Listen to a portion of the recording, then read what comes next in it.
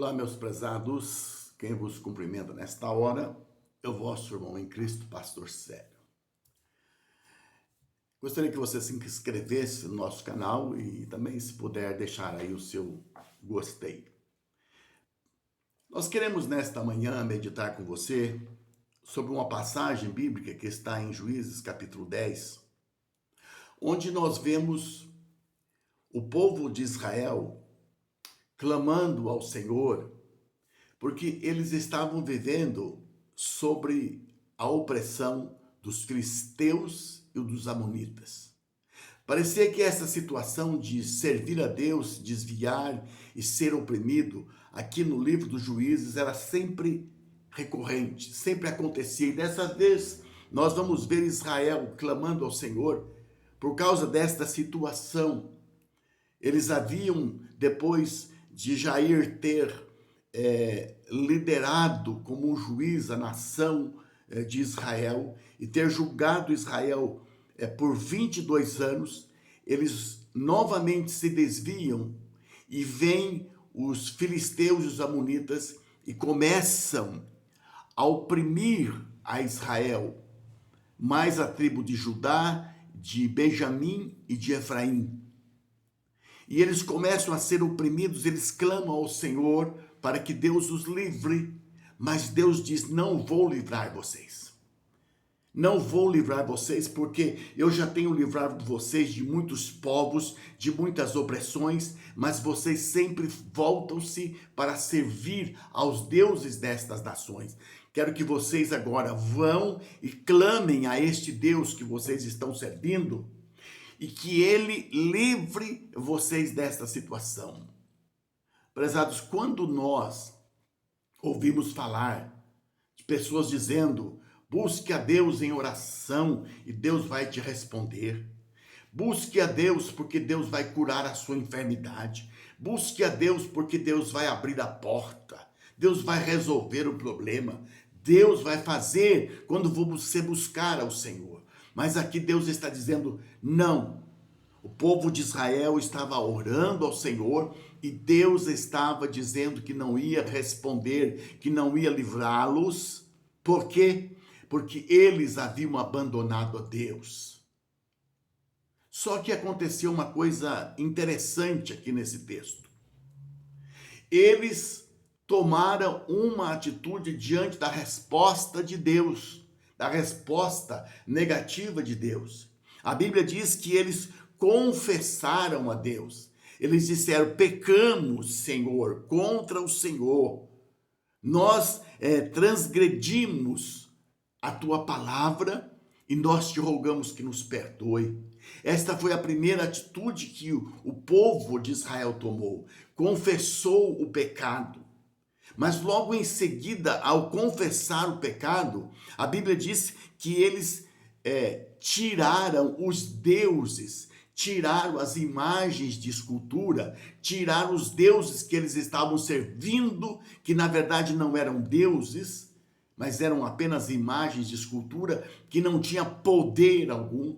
E eles então removeram, isto é, eles se converteram, o povo, a tribo de Judá, a tribo de Efraim, eles se voltaram novamente para Deus e começaram a buscar ao Senhor e abandonaram a idolatria e começaram o quê? Começaram a servir ao Senhor.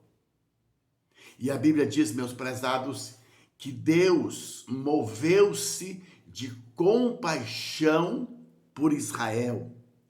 Deus moveu-se de compaixão. Deus agora tem misericórdia, tem compaixão, porque o povo estava vivendo uma desgraça muito grande. A opressão de 18 anos pelos filisteus e pelos amonitas. E Deus então, meus prezados, entra com providência e traz a libertação, traz o livramento para o povo. Então o que nós vemos aqui, meus prezados, é que não basta nós orarmos ao Senhor. Às vezes nós vemos pessoas indo para as igrejas fazer campanhas, 7 sexta-feira, 7 segunda-feira, e o profeta e o pregador diz: venha e faça essa campanha que Deus vai abrir a porta, Deus vai curar a sua enfermidade, Deus vai resolver o seu problema. Fazem um monte de promessas que na verdade não acontecem na vida das pessoas, e as pessoas voltam para suas casas, continuam a sua vida da mesma maneira que estavam antes. Sabe por que não acontece nada, meus prezados? Porque não há uma contrapartida nossa, não há uma contrapartida sua, não há uma mudança de pensamento, não há conversão, não há volta para Deus. Nós não removemos os ídolos da nossa vida. Quantas pessoas têm nas suas vidas os seus ídolos? Não adianta você ir lá na igreja evangélica, fazer uma campanha de 7 sexta-feira e depois você ir lá nos ídolos e se ajoelhar diante deles. Não adianta você fazer uma campanha de 7 segunda-feira para Deus curar a enfermidade, para Deus libertar a sua vida, e você continua ao mesmo tempo ajoelhado diante dos ídolos, buscando nas imagens de escultura. Se existe uma coisa, meus prezados, que a Bíblia diz que Deus abomina, é a pessoa que vai buscar os ídolos, é a pessoa que adora ídolos. Sabe por quê? Porque é contra a própria inteligência da pessoa, porque ali está aquela imagem de escultura, ali está aquela imagem que ela ouve, mas não responde nada. Ela tem boca, mas ela não fala. Ela tem olhos, mas não vê. Ela tem mãos, mas não pode te conduzir. Ela tem pés, mas não andam. E aí você continua nesta idolatria, e isto não vai trazer a resposta, meu prezado. Nós precisamos buscar ao Senhor, como nos ensina as Escrituras Sagradas. Não é como ensina esta ou aquela igreja, esta ou aquela religião, não. Nós precisamos nos voltarmos para a Bíblia Sagrada, porque ali está a resposta de Deus. Eu estava conversando com um irmão esses dias, e ele estava dizendo que ele precisava definir qual era a sua linha de pensamento com respeito a uma certa doutrina bíblica, sendo que a Bíblia, ela aponta 2 caminhos, ela aponta 2 coisas naquela mesma doutrina. Não, mas eu preciso tomar uma posição. Não, meus prezados, nós não precisamos tomar posição em coisa que a Bíblia, ela não diz claramente sobre aquilo. A Bíblia não fala claramente se aquilo é assim, se aquilo é assado. Existem 2 pontos de vista naquele sentido, e nós precisamos então ficar com aquilo que a Bíblia nos ensina, e o Espírito Santo é que poderá nos conduzir ao entendimento perfeito, porque a palavra de Deus diz, Jesus falando, o Espírito Santo que eu vos enviarei, ele vos guiará a toda a verdade. Ele vos ensinará, ele vos fará lembrar de tudo quanto vos tenho dito. Então, nós precisamos depender do conhecimento da palavra, da leitura, da meditação da palavra, mas nós precisamos depender também do Espírito Santo, que ele sim é o mestre por excelência. Ele que pode, muitas vezes, iluminar pontos obscuros da palavra de Deus, porque nem tudo está revelado na Bíblia, nem tudo Deus permitiu que fosse escrito. Vocês lembram que Daniel teve uma revelação de Deus? E Deus disse, não, isso vai ficar selado, isto você não vai escrever. Então lá existem coisas que Deus revelou a Daniel que vai acontecer, coisas que vão acontecer, mas que Deus disse, não escreve sobre isso.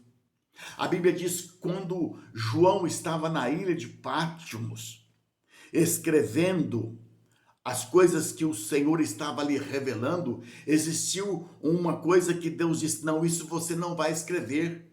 Você não vai escrever as vozes dos trovões. O que você ouviu, isso aí vai ficar fechado, está selado. Então, nem tudo, meus prezados, está revelado, nem tudo está claramente revelado para nós, mas o que é preciso para a nossa vida já está revelado. E nós precisamos seguir as orientações das Escrituras Sagradas. Mas o que nós vemos nesse texto é que o povo de Israel não somente orou, mas se voltou para Deus. Confessou o pecado, tirou do meio deles a idolatria, os ídolos, e começou a servir ao Senhor. A nossa oração, meus prezados, ela vai ser potencializada quando nós tomarmos uma atitude diante de Deus e fazemos aquilo que Ele exige de nós. Veja que o texto diz que Deus moveu-se de compaixão por Israel, porque o povo estava vivendo uma desgraça. Eles estavam vivendo há 18 anos naquela situação, mas Deus moveu-se por quê? Porque se voltou para Deus, confessou o pecado, começou a servir Deus, removeu toda a idolatria. Quanto tempo faz que você está vivendo numa situação dessa e não muda?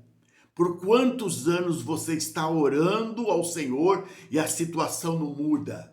Alguma coisa precisa ser feita, alguma atitude, algum pecado precisa ser confessado, algum perdão precisa ser liberado, alguma atitude em relação a Deus. E Deus muitas vezes coloca na nossa mente.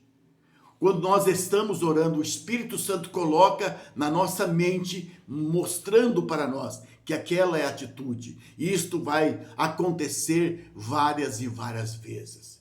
Quantos anos faz?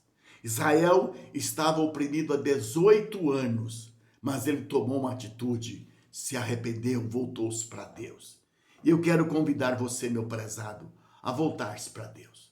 Todos nós, todos os dias da nossa vida, nós precisamos fazer um exame retrospectivo e introspectivo para sabermos aquilo que nós precisamos acertar e consertar com Deus, para que Ele venha ao nosso encontro, para que Ele estenda a sua mão, para que Ele se mova com misericórdia, com compaixão, como aconteceu com Israel. E aí as coisas vão mudar. A oração vai ser respondida. Tem que haver uma contrapartida minha, uma contrapartida nossa, para que Deus nos livre de todo o mal. Deus que abençoe. Fique com Deus, em nome do Senhor Jesus.